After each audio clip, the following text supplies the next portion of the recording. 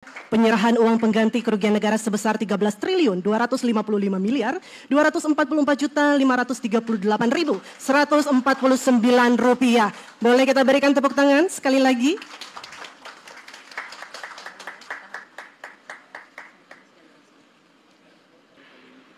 Bismillahirrahmanirrahim. Assalamualaikum warahmatullahi wabarakatuh.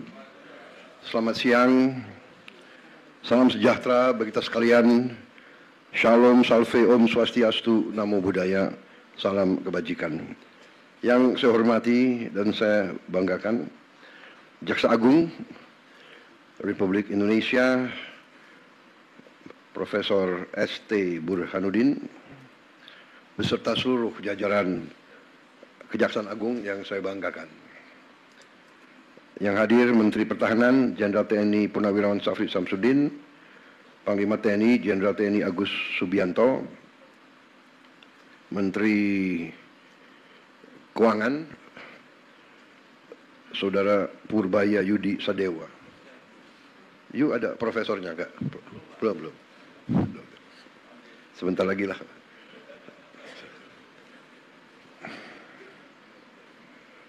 Menteri Sekretaris Negara Saudara Prasetyo Hadi. Udah dokter? Belum dokter? Saya juga belum. Kepala Badan Pengawasan Keuangan dan Pembangunan BPKP, Kepala BPKP Saudara Muhammad Yusuf Ateh. Udah dokter? Wow. Siapa yang belum saya sebut? Saudara-saudara sekalian, hadirin undangan serta rekan-rekan pers dan media yang saya hormati. Saudara-saudara, tentunya selalu tidak henti-hentinya kita panjatkan puji syukur kehadirat Allah Subhanahu wa taala, Tuhan Maha Kuasa, Tuhan Maha Besar. Segala kebaikan, karunia, kesehatan yang kita terima. Sehingga hari ini kita bisa hadir di Kejaksaan Agung untuk menghadiri suatu acara walaupun simbolis, tapi acara penting, yaitu penyerahan uang pengganti kerugian negara sebesar 13 triliun, sorry. Enggak kita bayangkan ya uangnya. 255 miliar 244 juta 538 rupiah dan 149 ribu rupiah. Saudara, saya ucapkan terima kasih dan penghargaan kepada semua jajaran, terutama Kejaksaan Agung yang telah dengan gigih bekerja keras untuk bertindak melawan korupsi, manipulasi, penyelewengan. Saudara-saudara, 13 triliun ini kita bisa memperbaiki renovasi 8.000 sekolah lebih. 8.000 lebih sekolah. Kalau satu kampung nelayan kita anggarkan 22 miliar, kampung untuk nelayan dengan fasilitas yang selama 80 tahun Republik Indonesia berdiri tidak pernah diperhatikan dan tidak pernah diurus. Sekarang kita memperbaiki, kita membangun desa-desa nelayan dengan fasilitas modern. Rencananya sampai akhir 2026 kita akan dirikan 1.100 desa nelayan. Tiap desa itu anggarannya 22 miliar.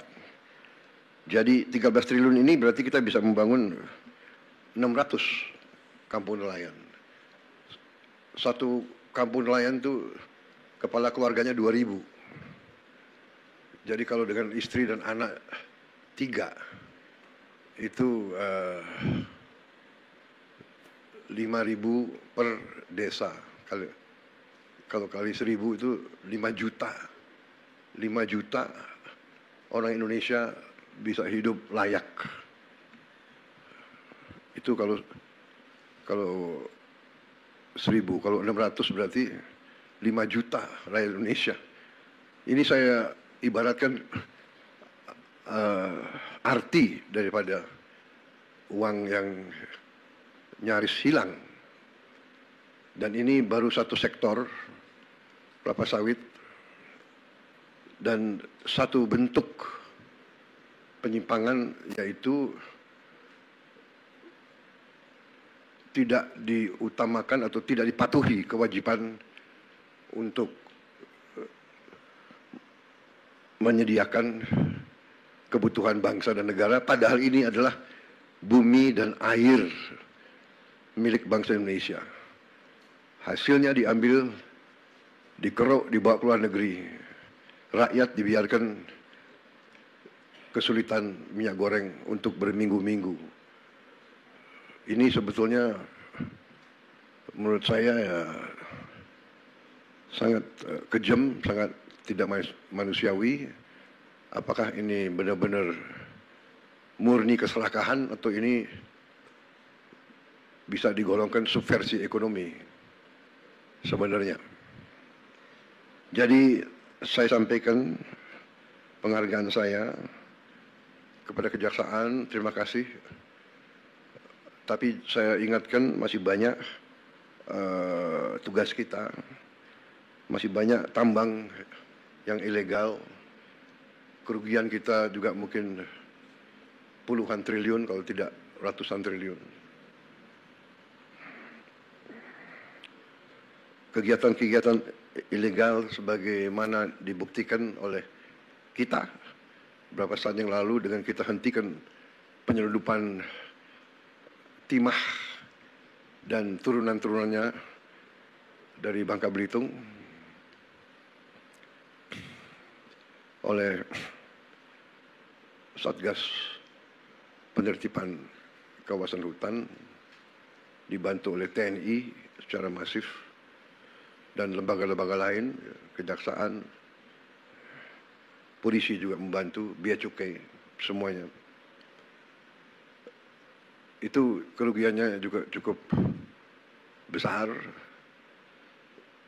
Diperkirakan kerugian itu 40 triliun setahun, dan ini sudah berjalan kurang lebih hampir 20 tahun. Jadi kita bisa bayangkan 30 triliun atau 40 triliun, katakanlah kita ambil angka rendahnya, katakanlah 20 triliun tiap tahun, yang sebenarnya lebih, kurang lebih ya. Lembaga-lembaga internasional pun sudah mengkaji sekitar 3 miliar dolar setahun kerugiannya. Kalau dikali 20. Oke kawan-kawan, selamat datang dan selamat kembali lagi di channel Mata Netizen kita. Dan tadi kita sudah menonton bagaimana video penyerahan uang hasil korupsi oleh pejabat-pejabat yang tidak bertanggung jawab atau oknum-oknum yang langsung diserahkan oleh Kejaksaan Agung untuk diberikan kepada Menteri Keuangan Bapak Purbaya dan langsung disaksikan oleh Bapak Prabowo Subianto sebagai Presiden kita pada saat hari ini, Presiden Republik Indonesia. Dan tentunya kawan-kawan, dari pidato Bapak Prabowo Subianto tadi banyak kali menyinggung hal-hal tentang terjadinya kejadian oknum-oknum yang melakukan korupsi ini sehingga dapat merugikan negara dan juga masyarakat kita Indonesia. Jadi sehingga kita sangat bangga sekali pada Kejaksaan Agung yang telah menjabat pada hari ini di Kabinet Merah Putih Bapak Prabowo Subianto, telah memberikan kerja yang bagus untuk masa depan Indonesia kita yang tercinta ini, dan untuk menyelesaikan masalah-masalah yang belum terselesaikan pada terdahulu tentang mengenai korupsi-korupsi yang telah dilakukan oknum-oknum pejabat ini untuk memperkaya diri sendiri, sehingga kita apresiasi sekali pada Kejaksaan Agung dalam semangatnya melaksanakan tugas mereka dan juga untuk membantu kepemerintahan Bapak Prabowo Subianto.